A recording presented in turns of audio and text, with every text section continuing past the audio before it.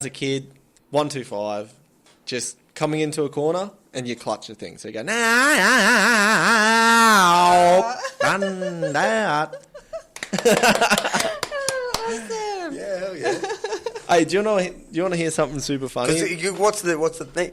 The thing in before you do that, Yeah. I have to explain it to people because when you've got a helmet on, you hear these sounds like race in sprint cars. It's like wow, wow, Yeah. It's just this dance. It just goes on and on forever. 30 laps of this same sound. You kind of But so when you're on a bike, it's the same sound. Yeah. So when you hit a jump, you go, like, because the bike will go in, like, to the up ramp, and then it goes off, and you're in the air, and then you normally go, none, like, it just helps even the bike out in the air. Yeah. So, yeah, the noise is now, like, it goes, makes that up the up ramp. Yeah. As it leaves the up ramp, it goes, and then you go, none, now, and it, like, free revs. Like in the air, and then when it hits the dirt, it makes like a sort of you hear it track, like it goes now, like it makes a bit of a means everything to you. You see it? Yeah. It just lights. It brings you to another I'm in the womb feeling. Yeah, you were so Let's specific. go. Let's go to the track. Oh, really? Yeah, that's so cool that you found something. And that's another common theme with a lot of your guests too, is that they love what they do. Oh, yeah. They love it. And I love what others do. Like, I love the squirting. Segment. Like, you know, that's just a fact. I love your guests. You know, it's really cool. I agree with you on that one. Sorry to do that to you. All right, so what else? Come on. I got more questions for you. You're not in a hurry? No, I've got nothing to do. Do you actually feel tyre changes? Like, what sort of tyres do they run in the AMA, and does that matter in motocross much? It does. So they have factory tyres, which, you know, you get production tyres, which you can buy in the shop. And then you get factory tyres, which are for special people, you know. Yeah. And we experience this a little bit, which is not much. Like, you get factory tyres and maybe some little parts here and there, but it's not that big a deal. I've been on so Husqvarna and KTM are built in Austria, so that's where it comes from. So I race for factory Husqvarna, and that's where it comes from. So I was testing the stuff for the rest of the world. Like I had the best machinery you can get, and what we do in Australia is to level. Like suspension guy Denny Apro here in Australia does a super good job, and so that's the cool thing about our sport. We don't really have that. Whereas Formula One, how do you even become a Formula One driver? Like, I put my hand up and say, man, look, I'll do it. I'll drive a Formula One car and make all that money. Like, how do you? That's what I don't understand. Whereas for us, I come from Cairns. I race a dirt bike. Dad said, mate, you can do that. Like, you can trip around Europe. Like, that's what got me there is another Aussie went to Europe with his girlfriend, travelled around in a camper and did it, you know. And they had a big write-up in a magazine, and I was reading the magazine, opened it. Then 2 years, like, I was in Europe for 12 months. The second year, I had a camper, and Mum and Dad come over and did some racing with me. And I'm sitting in the front seat, and I looked over at Dad. I'm driving the camper on the Autobahn, and I looked at Dad, and I was like, remember when we were sitting on the deck and I was like 12 years old, and I said, imagine doing this, Dad, riding a bike around Europe, travelling for a living. Like, imagine doing that. And I looked at him and I said, remember that? Like, that was like... Did he cry? Man, oh my God. I feel like tearing up. Like, that was a moment. Like, that was special. Yeah. You know? Does your dad ride? Yeah, I was going to ask that too. Yeah. Well, Mum and Dad, that's what the cool thing is. Mum and Dad are just like, you know, they just work their butts off. They used to ride bikes on the weekends up in the mountains, and like people do, they have fun, go camping, that sort of stuff. And then they had me, and they're like, oh, yeah, get him a bike, and he goes riding. Any other kids? Yeah, my sister as well. She rode. She works at MX store now, actually. Does she? Yeah, we moved her down. She come down start of the year. Yeah, so she was a hairdresser. She was hairdressing. She works at MX store. That's now on this for a street. week. Okay. Yeah, just up there. Yeah. Big motorbike store. So, but she was a hairdresser. She Yeah, she liked riding bikes. She had all the bikes and did a little bit of racing and stuff, but she's got horses. And my parents are really cool like that. It's never once... They'd always say, are we racing this weekend? And I'd be like, yeah, stop asking me that. Like, of course we're going racing. But they didn't push me, whereas you explained before, you see parents that just... They might as well be riding the bike. Like, it's insane. Yeah. So, and that's what got me so far, is I've done it. It's been my dream, and I've controlled it. And, like, today, my old man, he still backs me. We go... He does my practice mechanic stuff, and, like, we have a great old time. What does that mean? Oh. So, he comes out riding with me, pit boards. So, you have a pit board telling you, like, because you're doing 2-minute lap times, and you're trying to get quicker and quicker. I don't know, you guys have that in sprint cars? Yeah, but we don't practice much. Yeah, no, but in the race, so you're just trying to beat that lap time. If you're doing 2 minutes, you're trying to get 59, and then you might make a mistake and you do a 2:01. You think, man, that was a shit line, like, you know. Yep. So Dad, he comes out with me doing that, preparing the bikes, because that takes a lot of pressure off me. So by the time you go riding, you're back. What's his name? What is this good man's name? Steve Waters. I could give him a cuddle right now. Yeah. Steve Waters. He's got a cool name too. He's probably related to you, Rika. Is there any... My grandmother was a slag rog operator. So Where's your Waters from in Australia? Melbourne. Yeah, right. Yeah. They escaped Melbourne, went to Cairns somehow. Yeah. All right, here's one. Hey, Google. Where does the Waters name originate from? On the website ancestry.com.au, they say... Waters family history, English patronymic from an altered form of the personal name Walter. English variant of Water to. Irish when not the English surname, an anglicised form of various Gaelic names taken to be derived from UISCE, water. Yeah, What? That hey, Google. make much sense. What are you talking about? I didn't understand. What did you want We to ask didn't me? either.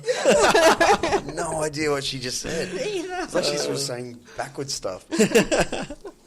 All right, okay, yes. Apologies, I don't understand. All good, Google. Calm down, jeez.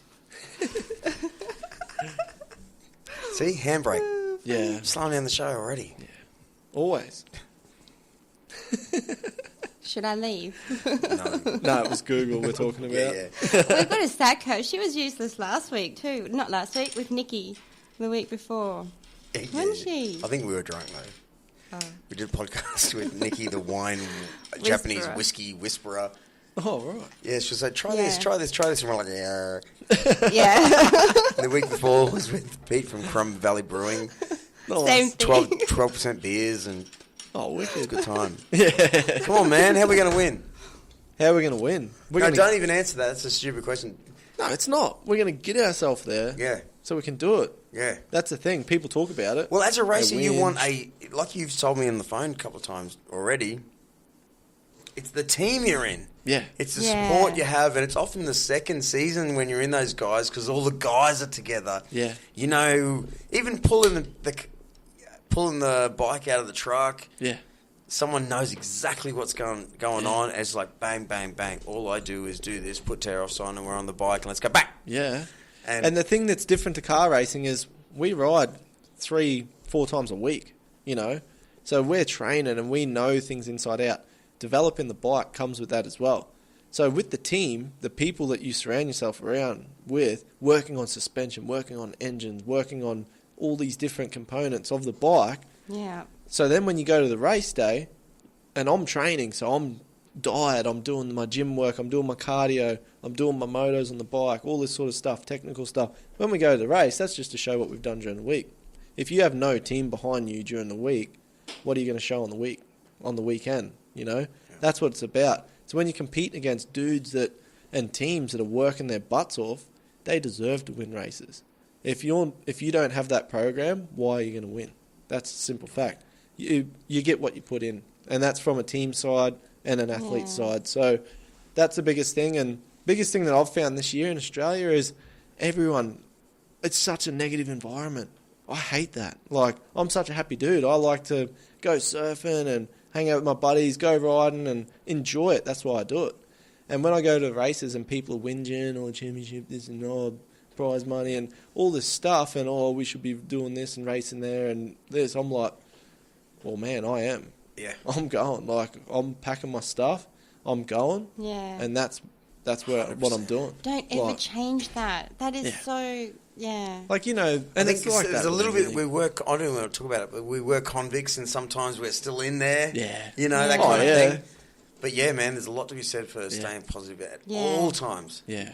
Never speaking. We listen to too much news.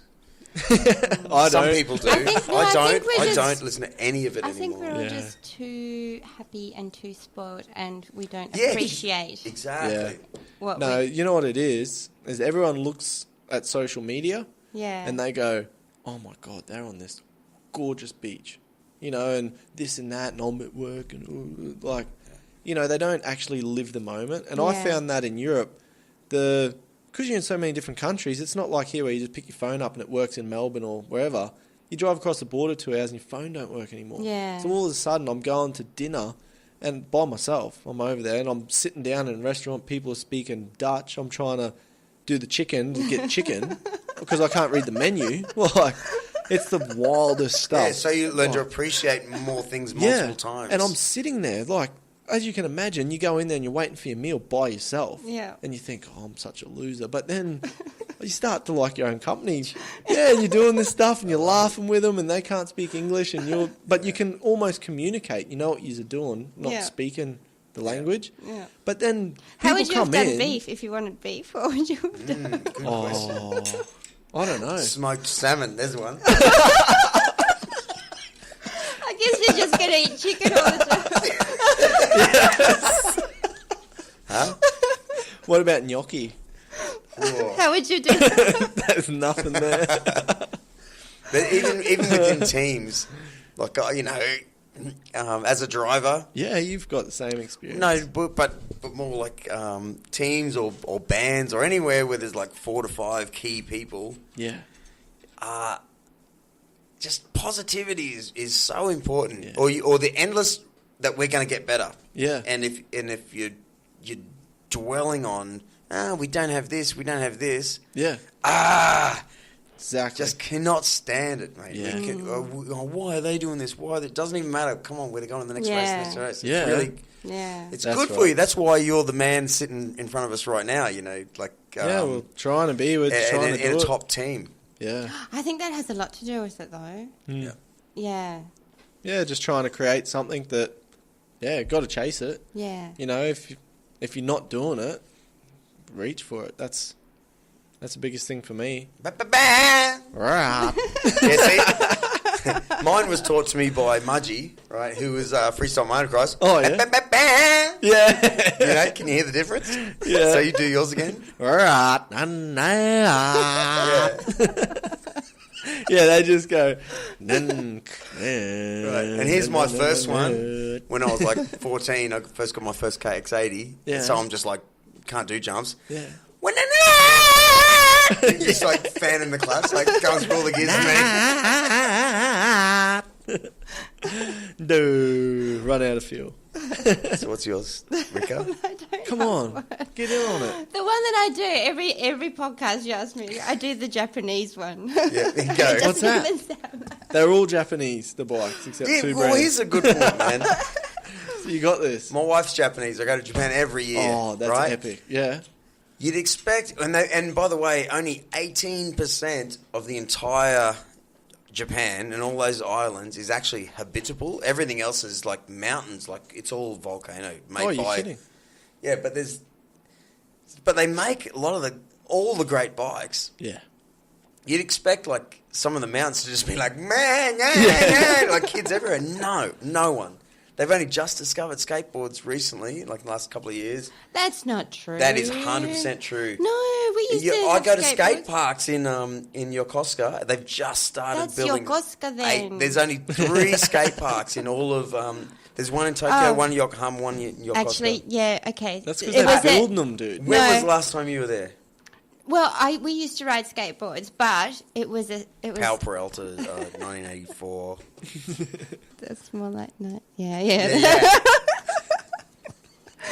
But it wasn't, so it wasn't a common thing. It was kind